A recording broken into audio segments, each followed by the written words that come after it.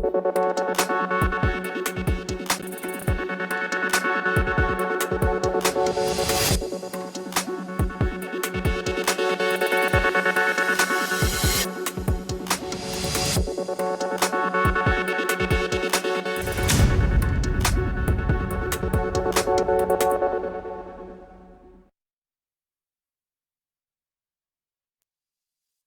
रहे हैं जन टीवी में आपके साथ आकांक्षा। पारिक खबरों की शुरुआत से पहले एक नजर हेडलाइंस पर। सचिवालय में सीएम धामी लेंगे अहम बैठक। पंचायती राज विभागों के कार्यों की करेंगे समीक्षा। योजनाओं के क्रियान्वयन पर रहेगा फोकस।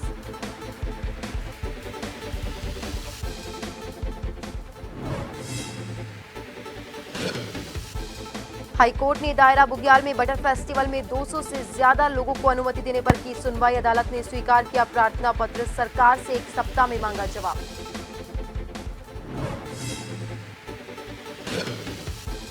राज्य को आयुष प्रदेश बनाने की तैयारी। कई योजनाओं के नवाचार में जुटा विभाग। दवा और योग क्षेत्र में सरकार लाएगी पॉलिसी।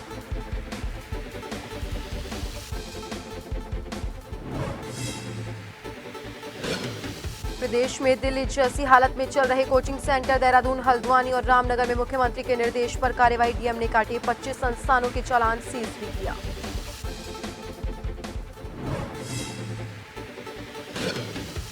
और बारिश बनी आफत। मसूरी, देहरादून और बद्रीनाथ मार्ग बाधित। सोनाली नदी का बड़ा जल स्तर। 6 जिलों में भारी बारिश की चेतावनी।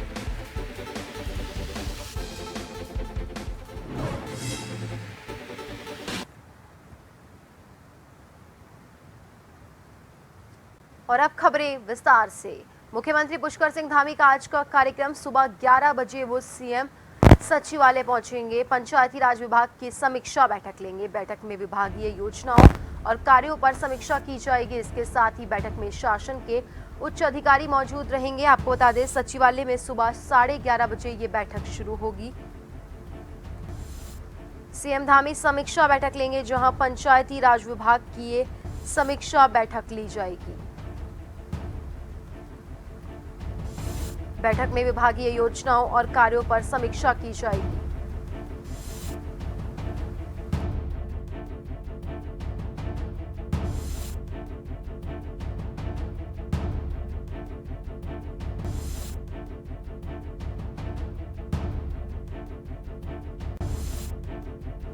मुख्यमंत्री पुष्कर सिंह धामी सुबह 11 बजे सीएम पुष्कर सिंह धामी सचिवालय में पंचायती राज विभाग की बैठक में। और खबर पर ज्यादा जानकारी के लिए हमारे साथ उत्तराखंड के ब्यूरो चीफ एसएन पंसर सीधा हमारे साथ फोन लाइन पर जुड़ चुके हैं। एसएन पंसर, आज सीएम धामी पंचायती राज विभाग की समीक्षा बैठक लेंगे। 11 बजे से ये बैठक शुरू होनी है। क्या ये बैठक शुरू हो चुकी है और इसके साथ ही इस बैठक के क्या मायने हैं, किन मायनों में ये बैठक खास है? बिल्कुल आकांक्षा, आपको बताना चाहूंगा, कुछ ही देर में बैठक शुरू होने वाली है। उत्तराखंड के मुख्यमंत्री पुष्कर सिंह धामी की अध्यक्षता में पंचायत राज विभाग की बैठक होने वाली है, जिसमें शासन के तमाम बड़े अधिकारी मौजूद रहेंगे। और सबसे बड़ी बात है कि जो उत्तराखंड में त्रिस्तरीय पंचायत के चुनाव होने हैं, उसको लेकर के पंचायत व्यवस्था उत्तराखंड में 2 तरीके से काम करती है। एक में 12 जिलों में त्रिस्तरीय पंचायत चुनाव के लिए मतदान होता है, तो दूसरी ओर जो हरिद्वार डिस्ट्रिक्ट है, वहां पर अलग कार्यकाल के हिसाब से चुनाव होता है। यानी उसका कार्यकाल तकरीबन अभी भी 2 साल के करीब शेष बचा हुआ है और बाकी 12 जिलों में कार्यकाल प्रधान का खत्म हो रहा है, यानी त्रिस्तरीय पंचायत चुनाव का खत्म हो रहा है। कुछ दिनों पहले उत्तराखंड के मुख्यमंत्री से उत्तराखंड के ही बीजेपी के तमाम नेता और प्रधान संगठनों ने मुलाकात की थी और मांग की थी कि एक राज्य और एक चुनाव प्रधान का होना चाहिए त्रिस्तरीय व्यवस्था का, चाहे वो जिला पंचायत का हो, चाहे क्षेत्र पंचायत हो या ग्राम प्रधान का चुनाव हो। उसमें बकायदा पूरे प्रदेश में एक ही बार में संपन्न हो जाना चाहिए। ऐसा नहीं कि हरिद्वार में अलग शेड्यूल जारी हो रहा है और उत्तराखंड के 12 जिलों के अलग जारी हो रहा है। उसको लेकर के भी काफी महत्वपूर्ण आज इस बैठक में समीक्षा होगी और मुख्यमंत्री विभाग के जरिए भी ये भी जानना चाहेंगे कि आखिरकार क्या त्रिस्तरीय पंचायत व्यवस्था का चुनाव पूरे प्रदेश में एक साथ किया जा सकता है, उसके लिए क्या तैयारियां करनी पड़ेगी, क्या जनप्रतिनिधि जो मांग कर रहे हैं उस मांग को ठहराया जा सकता है या फिर पूर्व निर्धारित जो कार्यक्रम है उसी के तहत चुनाव कराया जाएगा। और पंचायत की सबसे बड़ी महत्वपूर्ण भूमिका ये होती है कि अगर आप पूरे देश का आकलन करेंगे, फिर राज्य का आकलन करेंगे, तो आप छोटी सरकार का आकलन करेंगे। छोटी सरकार का मतलब है नगर निकाय क्षेत्र से, नगर निगम क्षेत्र से। लेकिन जब आप ग्रामीण अंचल और ग्रामीण भारत या ग्रामीण क्षेत्र की बात करते हैं, तो वहां पर आपको ग्राम पंचायत की बात करते हैं। ग्राम पंचायत में भी सरकार एक पूरे तरीके से काम करती है। वो ग्राम पंचायत, ग्राम विकास अधिकारी के जरिए ये ग्राम सभा संचालित होती है और यहाँ पर तमाम विकास के काम किए जाते हैं, चाहे वो पानी के स्रोत डेवलप करने हो, या चाल खाल बनानी हो, या रज्जू मार्ग या खड़िया मार्ग बनाने हो, या फिर चकबंदी करवानी हो। ये तमाम व्यवस्थाएं जो ग्राम पंचायत के तहत कराई जाती है। और ग्राम पंचायत का विकास जब होता है तो उसको मिनी सचिवालय से जोड़ दिया जाता है, जो ब्लॉक पर और विकासखंड स्तर पर विकास की तमाम योजनाएं, चाहे वो भारत सरकार की है या राज्य सरकार की है, वो योजनाएं ब्लॉक स्तर पर पहुंचती है और छोटे छोटे विकास कार्यों से ही देश की या प्रदेश की प्रगति होती है। इसकी भी समीक्षा मुख्यमंत्री आज पंचायती राज विभाग के जरिए लेंगे और पंचायती राज विभाग के अधिकारियों को उचित दिशा निर्देश भी जारी करेंगे कि राज्य सरकार द्वारा जो सब्सिडाइज योजनाएं लाई जा रही है वो ग्रामीण क्षेत्र में क्या वाकई में लाभान्वित लोग उनसे हो पा रहे हैं, और अगर नहीं हो पा रहे हैं तो कहां पर किस तरीके की दिक्कतें आ रही हैं, उसको भी उन नियमों का भी शिथिलीकरण किया जाएगा और उसको शिथिलीकरण करने की प्रक्रिया को भी आगे बढ़ाया जाएगा। इस तरीके की जो बातें हैं जो निकल करके आती है लाभार्थियों की तरफ से, या जो परेशान हो जाते हैं कि सरकार अगर नियमों में ढील देगी तो उसका लाभ उनको मिल सकता है, चाहे वो बागवानी के क्षेत्र में हो, औद्यानिकी के क्षेत्र में हो, या पॉली हाउस के क्षेत्र में हो, या फिर आप मत्स्य पालन के क्षेत्र में हो, डेयरी फार्मिंग के क्षेत्र में हो। ये तमाम योजनाएं हैं, कुक्कुट पालन है, मछली पालन है, ये ग्रामीण अंचलों में चलाई जाती है और सरकार इस पर सब्सिडी भी देती है। तो इसका कितना लाभ मिल रहा है, सरकार आज इसकी समीक्षा करेगी और बकायदा सीएम इसको सही तरीके से संचालित करने के लिए अधिकारियों को उचित डायरेक्शन भी देगी। बहुत बहुत धन्यवाद एसएन पंसर हमसे जुड़ने के लिए और तमाम जानकारी के लिए। तो आप सभी को बता दें कि उत्तराखंड सीएम धामी समीक्षा बैठक लेंगे, जहां पंचायती राज विभाग की समीक्षा बैठक ली जाएगी। इस दौरान सरकार की कई योजनाओं के बारे में और कार्यों पर समीक्षा की जाएगी।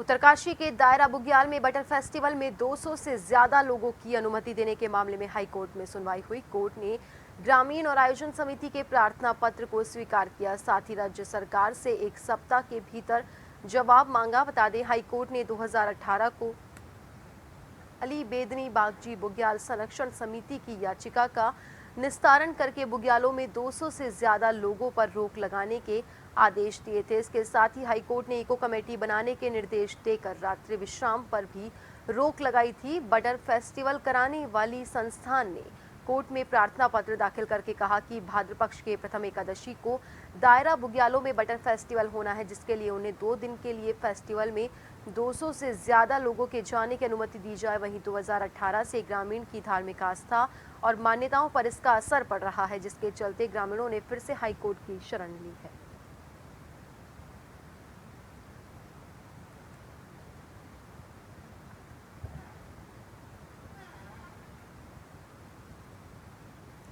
दिल्ली की कोचिंग सेंटर में हुई घटना के बाद मुख्यमंत्री पुष्कर सिंह धामी के आदेशों के बाद हल्द्वानी में भी अब लगातार कोचिंग सेंटर्स पर शिकंजा कसा जा रहा है। नैनीताल की जिलाधिकारी वंदना सिंह ने जिला स्तरीय विकास प्राधिकरण, जिला प्रशासन, नगर निगम, अग्निशमन पुलिस के साथ कई विभागों की संयुक्त कमेटी गठित की। इन निर्देशों के क्रम में शहर के कई कॉम्प्लेक्सों के बेसमेंट में संचालित कोचिंग सेंटर्स का स्थलीय निरीक्षण किया गया। इसके बाद कई कोचिंग सेंटर जो बेसमेंट से संचालित किए जा रहे थे उनको नोटिस दिया और सील करने की कार्रवाई की गई। 25 से ज्यादा कोचिंग संचालकों का इस दौरान चालान किया गया।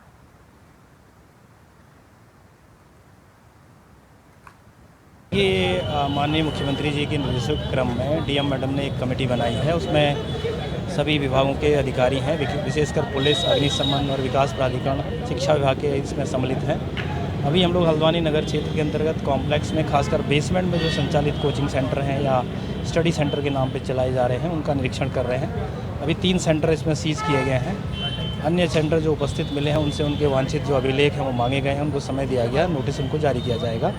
आगे भी इसमें कार्रवाई जारी है। शासन से प्राप्त निर्देशों के क्रम में नगर निगम, प्राधिकरण, पुलिस, फायर और जितने भी महत्वपूर्ण डिपार्टमेंट हैं उनकी एक संयुक्त कमेटी बनाई गई है और उनके द्वारा बेसमेंट में जो भी मानवीय गतिविधियां हैं उनका इंस्पेक्शन किया जा रहा है, चाहे वो कोचिंग हो, चाहे वो टैली की कोचिंग हो या अन्य कोई गतिविधि हो, और उनको एक अपना पक्ष रखने का भी मौका दिया जा रहा है। परंतु जहाँ पर गंभीरतापूर्वक नियमों का पालन नहीं किया जा रहा है या गंभीर वायलेशंस देखे जा रहे हैं, उनको सील करने की कार्रवाई भी प्रस्तावित की जाएगी।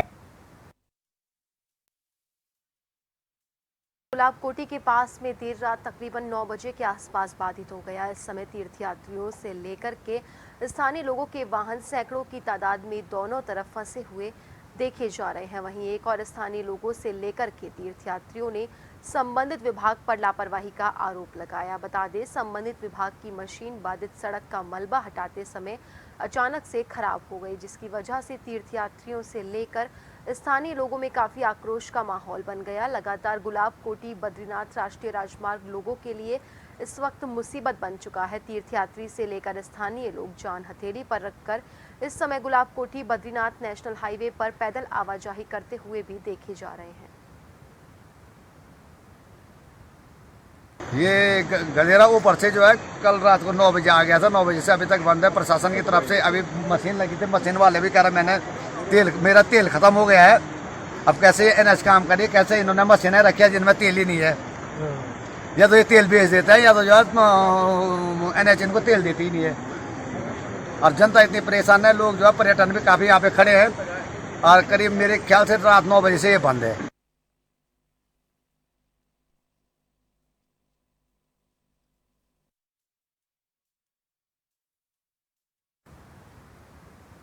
बता दें कि बाधित सड़क का मलबा हटाते समय मशीन खराब हो गई, जिसकी वजह से लोगों को और परेशानी का सामना करना पड़ा। गुलाब कोठी राष्ट्रीय राजमार्ग गुलाब कोठी के पास की घटना है, जहां देर रात करीब 9 बजे के आसपास ये मार्ग बाधित हुआ। इस समय तीर्थयात्रियों से लेकर स्थानीय लोगों के वाहन सैकड़ों की तादाद में फंस गए। वहीं एक और स्थानीय लोगों से लेकर तीर्थयात्रियों ने संबंधित विभाग पर भी लापरवाही का आरोप लगाया।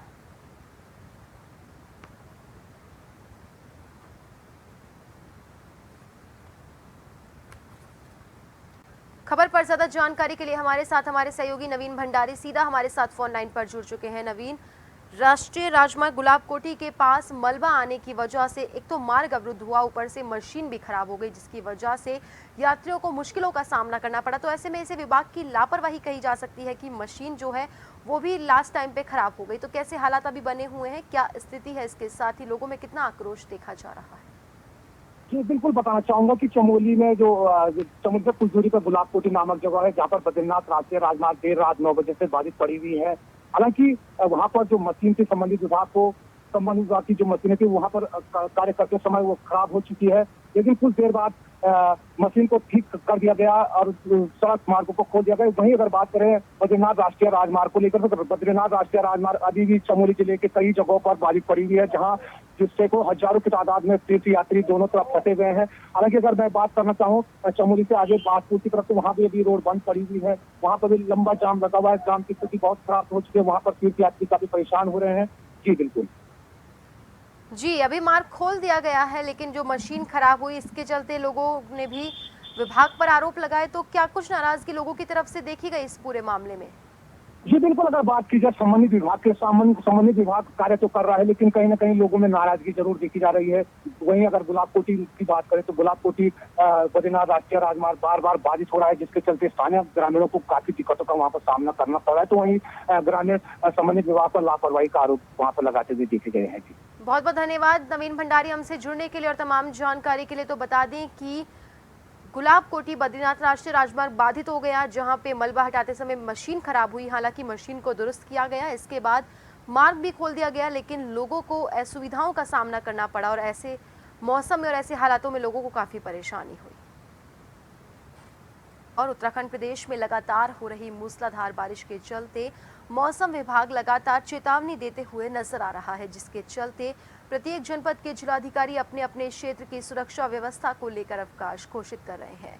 इसके तहत जनपद उधम सिंह नगर जिलाधिकारी उदयराज सिंह ने छात्र छात्राओं और बाल्य हित की रक्षा सुरक्षा करते हुए क्षेत्र के सरकारी, गैर सरकारी, अर्ध सरकारी बाल विकास परियोजना के आंगनवाड़ी केंद्रों को भी अवकाश की घोषणा कर दी। लेकिन जनपद उधम सिंह नगर के जसपुर में रामलाल सिंह चौहान सरस्वती विद्या मंदिर इंटर कॉलेज के संचालक जिला अधिकारी के आदेशों की खुलेआम धज्जियां उड़ाते हुए नजर आए। इसकी सूचना अधिकारी को दूरभाष पर मिली, जिस पर खंड शिक्षा अधिकारी सीताराम कछारी ने बताया कि विद्यालय प्रबंध समिति को कारण बताओ नोटिस जारी करते हुए उच्च शिक्षा अधिकारी को अवगत करवा दिया गया।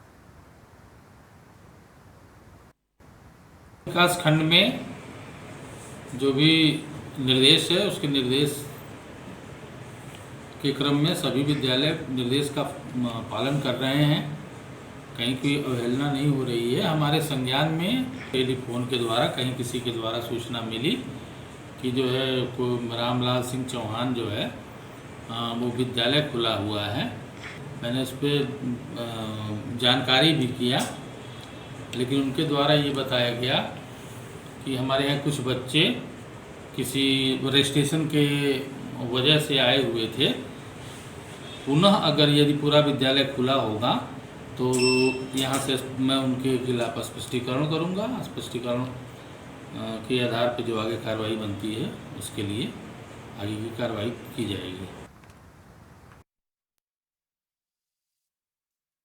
को जाने वाले रास्ते पर पनियाली स्रोत पर बना पुल टूट गया था। पुल के टूटने के कारण रामनगर से रानीखेत को जाने वाले यात्रियों को काफी परेशानियों का सामना करना पड़ा था। बता दें, ये पुल अल्मोड़ा जनपद विधानसभा क्षेत्र सल्ट के खरना मोहान चौड़ी खट्टी मोटर मार्ग पर बना ब्रिटिशकालीन पुल था, जो कि 6 जुलाई को धंस गया था, जिसके चलते रामनगर सहित सैकड़ों ग्रामीण क्षेत्रों का आवागमन बाधित हो चुका था। लेकिन जिला प्रशासन की त्वरित कार्रवाई से 3 सप्ताह के भीतर पुल बनकर तैयार होने के बाद आम जनता के लिए सुचारू कर दिया गया।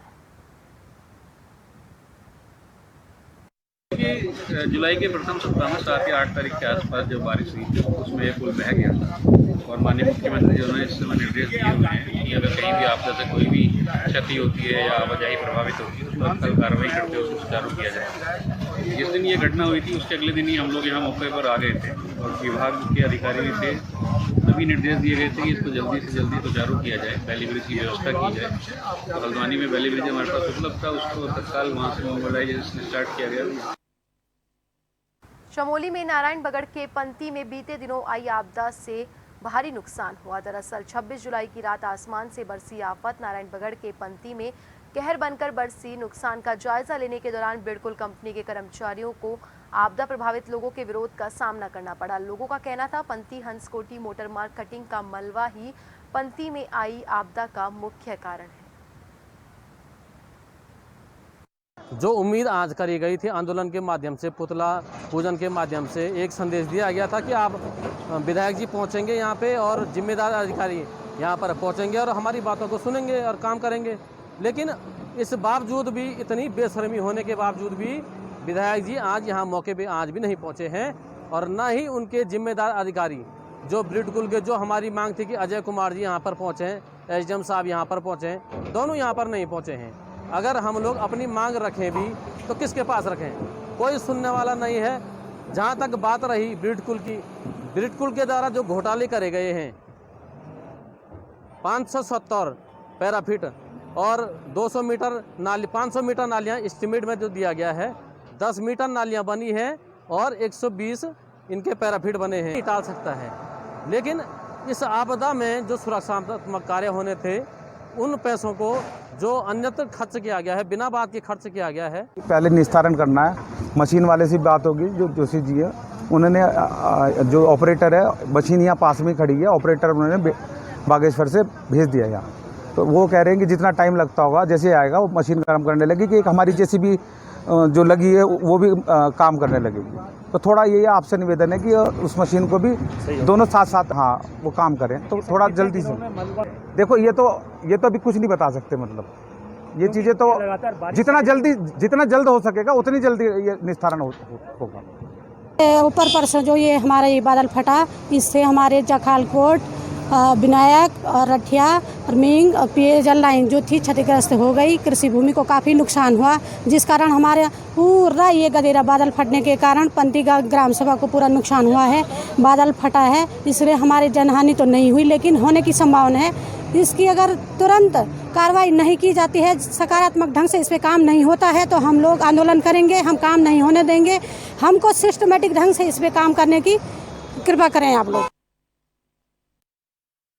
है जहां के कुंडेश्वरी रोड स्थित एआरटीओ कार्यालय में एआरटीओ ने बताया विमल पांडे से लोगों के ऊपर बकाया टैक्स के बारे में वार्ता की गई, तो उन्होंने बताया कि लगभग 36 करोड़ का बकाया टैक्स हमारे यहाँ ऑफिस में है। हम लगातार कोशिश कर रहे हैं टैक्स वसूल करने के लिए। एनफोर्समेंट भी होते हैं। इसके अलावा हम लोग फ़ोन भी करते हैं और नोटिस भी भेजते हैं और वसूली पत्र भी जारी करते हैं। इसके साथ ही उन्होंने बताया कि हम नए वित्तीय वर्ष में 350 से ज़्यादा वसूली पत्र जारी कर चुके हैं और 1000 से ज़्यादा नोटिस जारी किए गए हैं।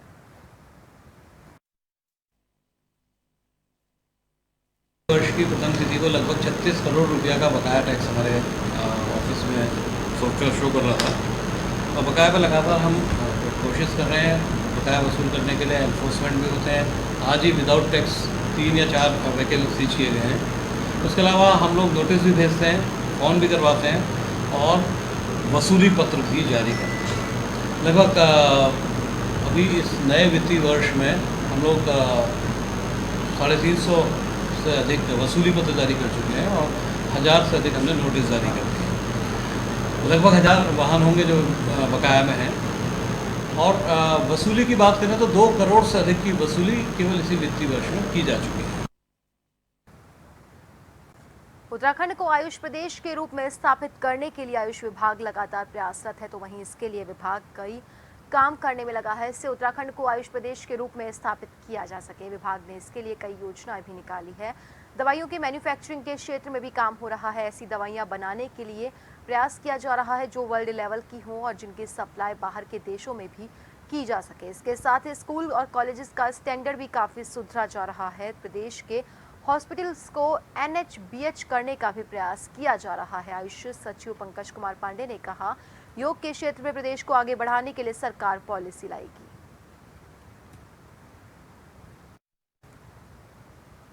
हम लोग अपने प्रदेश को आगे बढ़ाने के लिए नेशनल इंटरनेशनल लेवल पे आयुष को स्थापित करने के लिए उत्तराखंड एज आयुष प्रदेश, उत्तराखंड जहाँ से आयुर्वेद का जन्म हुआ, जहाँ योगा का इतना प्रचार प्रसार किया गया, यहाँ से योगा शुरुआत हुई थी, तो ये सारी चीज़ों को देखते हुए हम लोग अपने प्रदेश को आयुष प्रदेश की तरह स्टैब्लिश करने का प्रयास कर रहे हैं। उसमें बहुत सारी हमने स्कीम्स भी निकाली हैं। पिछले साल हमने आयुष पॉलिसी नई बनाई थी, उसको रिव्यू भी किया गया है। उसमें मैन्युफैक्चरिंग पे भी हम लोग काम कर रहे हैं। जो हर्ब का कल्टीवेशन है उस पर भी काम कर रहे हैं।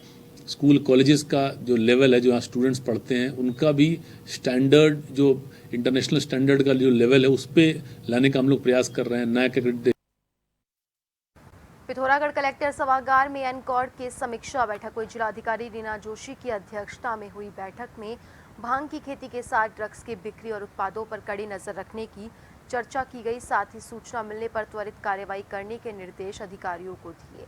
बैठक में वीडियो कॉन्फ्रेंसिंग से जुड़े सभी उपजुड़े, तो वहीं जिला शिक्षा अधिकारी को विद्यालय में नशे के प्रति लगातार जन जागरूकता अभियान चलाने, बच्चों की लगातार देखरेख, समय समय पर स्कूली बच्चों की काउंसलिंग करने के भी निर्देश जारी किए गए।